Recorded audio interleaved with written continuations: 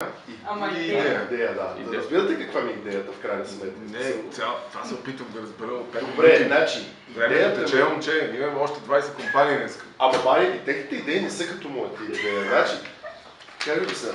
Техните идеи са съвсем малки идеи от моята голяма идея. Тя е нещо колко голямо? Милиарди долари бизнес или? Са във валута, значи една идея не му бъде обърта в валута. За как пари? Пари даваме, човек. Хубаво да е. Няма да ги върнем. Криптовалути ли?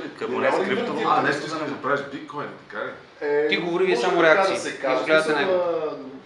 Абе как да ги го обясним, хора? Идея не е достатъчно красноречива. В смисъл, като ти дойде една идея и трябва да се опиташ да изкараш колкото можеш повече пари от нея и да я развиш и просто отиваш при съответни там хора и си казваш идеята. Това е, нали така се прави, така се третира една идея. Това мисля, че и това е идеята, в крайна сметка.